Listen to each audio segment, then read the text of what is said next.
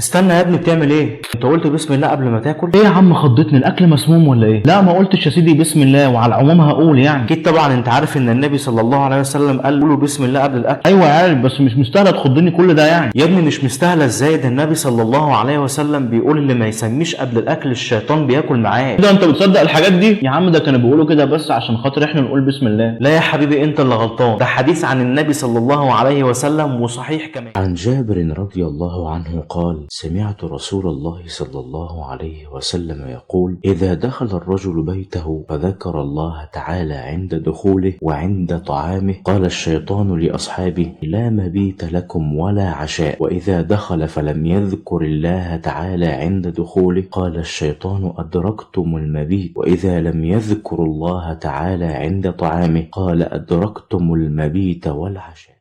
ولو انت نسيت تقول بسم الله في اول الاكل، قول بسم الله اوله واخره، حتى لو اخر لقمه. ولو معاك حد قولها بصوت عالي عشان اللي ما افتكرش يقول. يا عم خلاص ماشي. اقول لك على حاجه اخيره بقى هتتصدم منها. ايه هي دي؟ ايه رايك لو قلت لك على دعاء بعد ما تخلص اكل، لو قلته ربنا هيغفر لك ذنوبك كلها ان شاء الله؟ ازاي يعني الكلام ده؟ انا حتى لا بصلي ولا بعمل اي طاعه. اقول لك انا يا عم، النبي صلى الله عليه وسلم بيقول: عن معاذ بن أنس رضي الله عنه قال: قال رسول الله صلى الله عليه وسلم: من أكل طعاما فقال: الحمد لله الذي أطعمني هذا الطعام ورزقنيه من غير حول مني ولا قوة، غفر له ما تقدم من ذنبه. انت متخيل ربنا سبحانه وتعالى بيغفر لك كل ذنوبك بمجرد ما تقول الدعاء ده؟ بس خد بالك، قبل كل ده لازم تقول بسم الله في اول الاكل، ولو نسيت برضه تقول بسم الله اوله واخره. يا عم خلصان.